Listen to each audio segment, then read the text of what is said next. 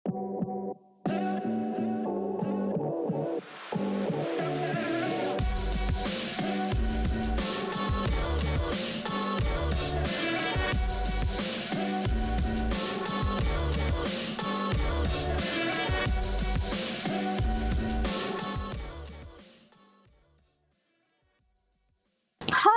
hola, halo, kembali lagi sama aku Cusna. Kali ini aku mau sharing aja nih sama kalian. Kita ngobrol-ngobrol aja gimana caranya aku punya ASI berlimpah kayak gini dan bikin anakku yang lahirnya berat badan rendah kayak gini nih waktu lahir dan jadi gendut karena ASI eksklusif sama 6 bulan. Sebenarnya udah lama banget nih pengen cerita tentang ASI ini, cuma baru dapet kesempatan sekarang. Yuk kita ngobrol-ngobrol. Yang pertama, sebagai ibu baru kita harus percaya diri. Percaya diri kalau misalnya kita udah dikasih anugerah ya, udah bisa hamil, terus melahirkan dengan baik, dan pastinya kita juga bakal dikasih rezeki ASI juga. Walaupun emang ASI itu nggak langsung bisa keluar otomatis gitu loh. Di setiap orang kerjanya bakal beda-beda. Yang penting percaya diri dulu kalau kita bisa. Itu dulu sih kunci pertama aku, pokoknya percaya kalau aku tuh bisa. Karena aku habis lahiran itu juga nggak langsung ketemu bayinya. Seperti yang udah aku ceritain di video sebelumnya. Bisa ditonton kalau kalian belum nonton. Kalau kalian lagi hamil sekarang, nggak usah pusing-pusingin dulu nanti ASIku bakal kayak gimana. Nanti bakal stres karena itu akan terjadi secara alami setelah kalian melahirkan produksi ASInya. Sebenarnya produksi ASI itu udah ada di umur kehamilan 7 bulan. Lalu setelah persalinan, hormon hamil dan melahirkan itu akan mulai tergantikan oleh hormon prolaktin atau hormon ASI. Dan itu pakai waktu ya, pakai proses. Dan prosesnya itu biasanya ada di 4 jam sampai 36 jam setelah melahirkan. Jadi nggak usah pusing-pusing dulu dan nggak usah stres dulu kalau emang nggak langsung keluar. Karena aku juga baru malamnya itu keluar ASInya dan itu juga nggak bisa ditampung, cuma netes-netes doang. Setelah 3 hari atau 4 hari setelah melahirkan, baru deh ASI itu akan lancar. Tapi bukan berarti kita diem aja kalau ASInya belum keluar. Kita juga harus merangsang keluarnya ASI. Banyak cara, kalau yang aku lakuin itu adalah pijat payudara. Bisa di googling gimana caranya, atau bisa tanya ke provider rumah sakit kalian tempat melahirkan. Yang kedua adalah berilmu. Kenapa berilmu? Jadi aku udah cari informasi tentang melahirkan, terutama tentang mengasihi, itu di umur kehamilan sekitar 6 bulan. Karena dulu tuh mikirnya ya nggak sih kalau anak udah lahir nih ya, anak udah lahir nih ya, terus kita pikir ya udah tinggal susuin aja gitu terus pasti keluar. Ternyata ada ilmunya, ada cara-caranya. Jadi aku memutuskan untuk ikut kelas online di usia kehamilan 6 bulan tentang ASI. Aku ikut di kelas menyusui online. Bisa dicek Instagramnya. Nah di sini kita diajarin sama konselor laktasi yaitu Zahra Haira. Kalian bisa langsung cek aja di Instagramnya.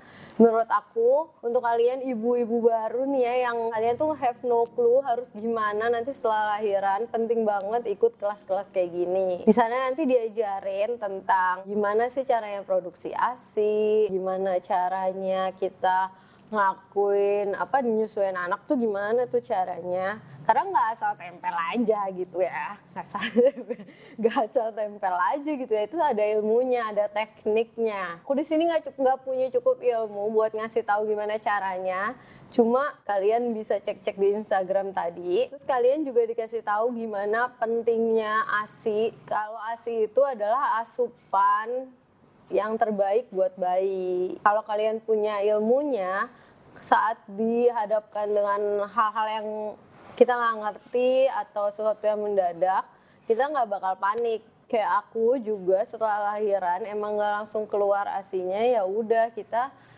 banyak-banyak makan, banyak-banyak happy aja, nggak usah panik, nggak usah stres, pelan-pelan aja dan percaya kalau kita pasti bisa. Selanjutnya adalah happy, senang. Pasti kita bahagia kan ya setelah 9 bulan udah mengandung, terus akhirnya kita ketemu sama bayi kita. Pasti seneng banget ya, walaupun emang terjadi perubahan hormon yang luar biasa di tubuh ibu setelah melahirkan. Jadi emang gak karuan rasanya, cuma pastinya kita harus happy, harus senang. Karena selain hormon prolaktin yang emang dirangsang bayi untuk mengeluarkan ASI, ada namanya hormon oksitosin juga atau hormon cinta, hormon happy, hormon bahagia yang bikin ASI jadi lancar. Aku ini nggak minum ASI booster sama sekali, tapi melakukan hal-hal yang bikin aku senang, yang bikin aku happy. Misalnya kalau aku ini suka makan, jadi abis akhiran udah tuh pesan aja mau apa, makan apa. Atau misalnya bisa nonton drama Korea, bisa juga tuh. Atau apapun lah yang bikin kalian senang, yang bikin kalian happy. Yang keempat, kita harus punya support system yang baik. Karena dukungan dari suami khususnya atau kerabat dekat dan keluarga dekat itu penting banget buat ibu yang baru aja melahirkan, apalagi baru melahirkan anak pertamanya. Karena mungkin kaget banget kali ya, aku sendiri juga kaget sih. Kayak sesuatu yang baru gitu loh buat kita, baru banget.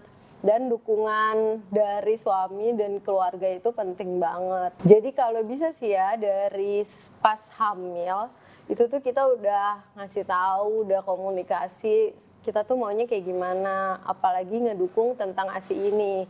Banyak cerita tuh kalau misalnya malah keluarganya yang nggak ngedukung pemberian ASI itu, ya udahlah itu aja pakai susu-susu yang lain aja, kalau ASInya nggak keluar-keluar malah diomongin yang jelek-jelek. Padahal kita tuh butuh banget dukungan dari orang terdekat kita.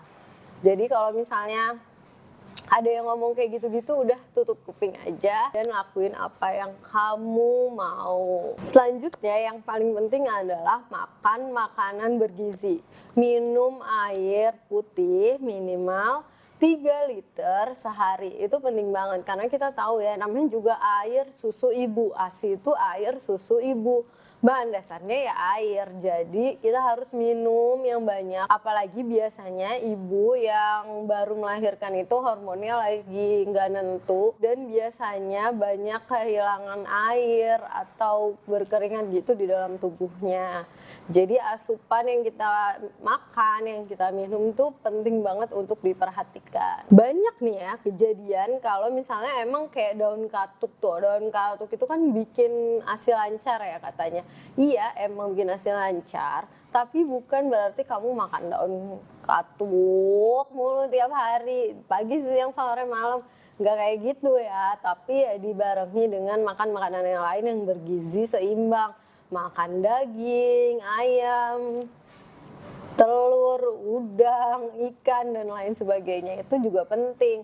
Karena ya kalau banyak doang, tapi kualitasnya kurang juga kayaknya nggak bagus ya. Walaupun memang ASI itu pasti baik, tapi asupan itu akan ngebuat ASI itu jadi lebih baik lagi kandungannya. Dan akan bikin anak kita jadi lebih sehat pastinya. Karena saat asupan ibu tidak diperhatikan, nanti tuh tubuh ibunya yang akan lemah sendiri. Karena asupan yang baik-baiknya tuh akan masuk ke ASI buat anaknya, sedangkan tubuh ibunya kekurangan. Jadi jangan sampai itu terjadi. Pokoknya makan makanan bergizi. Aku bisa makan daging setengah kilo sendiri. Pokoknya semua makanan yang bergizi aku makan. Ayam, ikan, apalagi ikan tuh juga baik banget. Gak usah yang harus mahal-mahal, harus salmon atau apa. Makan ikan apa aja bisa, yang gampang kita cari di daerah rumah kita pastinya. Banyak nih ya yang suka nanya sama aku, gimana sih caranya ASINya berlimpah-limpah kayak gitu. Sebenarnya ASI yang berlimpah-limpah itu bonus aja sih ya, kayak ya itu rezeki aku lebih banyak daripada orang lain. Tapi yang pasti kalian harus percaya, itu adalah ASI pasti cukup buat anak kalian. Jadi jangan ngerasa ASIku dikit banget, ini nggak cukup buat anakku, nanti malah makin stres. Jadi mending kalian harus percaya sama diri kalian kalau ASI yang ada di tubuh kalian itu cukup banget buat kebutuhan anak kalian. Karena ASI akan mengikuti kebutuhan bayi. Saat misalnya bayi itu berat badannya rendah kayak bayiku, kandungan ASI akan mengikuti kebutuhan bayiku. Misalnya bayiku tuh butuhnya lemak ya, kan banyak lemaknya. Kayak gitu lah kira-kira. Setelah melahirkan, ASI aku itu baru keluar malamnya, itu aja nggak bisa ditampung karena cuma setetes 2 tetes doang. Dan gimana cara aku merangsangnya? Itu dengan pijat payudara atau peratangan. Jadi di awal itu jangan terlena dulu sama pompa-pompa ASI atau perah-perah ASI, pumping-pumping yang berkeliaran banyak banget. Kalau bisa setelah melahirkan itu pakai perah tangan aja, bisa dipelajari di googling tuh banyak. Setelah itu besoknya aku baru keluar ASI, tadinya cuma 1 mili, 2 mili, 3 mili, terus bertambah sampai 10 mili, dan akhirnya berlimpah di hari ketiga itu bisa 50 sampai 100 mili. Dan bahkan saking banyaknya itu bisa menuhin 1 freezer, dan aku donasikan ASI-ASI itu ke yang membutuhkan. Jadi walaupun kalian ASInya nggak yang berlimpah-limpah kayak aku, itu nggak apa-apa banget. Karena pastinya ASI itu cukup buat anak kalian. Kalau emang gak ada kondisi medis atau bukan dari saran dokter, pastinya ASI kalian tuh cukup banget buat anak kalian. Kalau emang ada indikasi medis dan saran dokter dan harus pakai susu formula, itu juga nggak apa-apa banget. Tapi jangan berkecil hati, tetap berusaha untuk ningkatin produksi ASI. Sekarang tuh udah banyak juga cara-caranya, kayak power pumping atau ya minum ASI booster juga boleh. Tapi menurutku kita bisa kok nyari ASI booster sendiri dari makanan yang kita makan. Kayak aku nih misalnya kalau makan kacang hijau itu ASInya tuh bisa jadi berlimpah banget. Tapi ini bisa kejadian di aku atau kejadian di kamu, tapi belum tentu di orang lain. Jadi emang harus dicari sih ya gimana. Selain kacang hijau, makan daging, minum susu almond juga bekerja baik tuh di aku. Jadi ASInya tuh lebih banyak dan pastinya lebih berkualitas. Jadi ibu menyusui nggak berarti kamu harus makan bolak-balik tempe, tahu, terus bayam katuk mulu tiap hari atau setiap waktu. Nggak selalu kayak gitu, karena menurut aku makan makanan yang bikin ibunya happy itu lebih penting. Iya, kita tetap makan sayur, bayam, makan daun katuk, tapi juga boleh kok kita makan makanan yang kita suka. Banyak juga yang suka nanya ke aku nih tentang pumping. Pumping itu sebenarnya nggak perlu-perlu banget. Kalau misalnya emang kita masih selalu dekat sama anaknya dan nggak ada indikasi medis lainnya. Kalau kasus aku, angka saya itu kan lahir prematur di 32 minggu. Dia belum punya refleks hisap, karena biasanya secara alami refleks hisap itu adanya di usia kehamilan 34 minggu. Jadi aku butuh pumping karena ASInya itu dikasih selain langsung, itu juga dengan media cup feeder kayak gini. Punya stok itu perlu kalau emang kalian udah mau kerja nih, nggak bisa DBF terus-terusan. Nah itu nggak apa-apa deh kalau misalnya emang mau nyetok gitu. ASI itu akan mengikuti kebutuhan bayi. Jadi ASI yang sekarang kamu kasih sama yang udah di stok sebulan lalu itu kandungannya udah beda. Jadi pastinya lebih baik kamu direct breastfeeding daripada pakai stok ASIP kalau emang kalian bisa selalu berdekatan sama anak kalian. Kalau kamu lagi hamil sekarang, Coba cek-cek kelas online-nya sebelum terlambat. Jadi pas bayinya udah lahir nih kita udah punya ilmunya.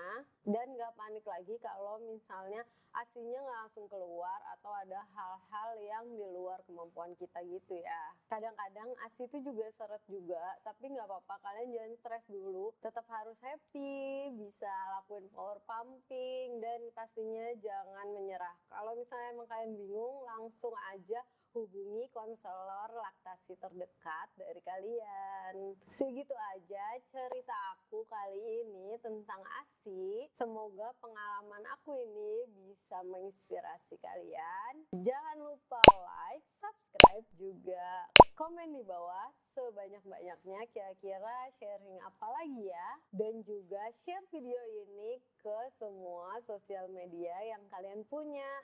Jangan lupa follow aku juga ya di sosial media. Dadah!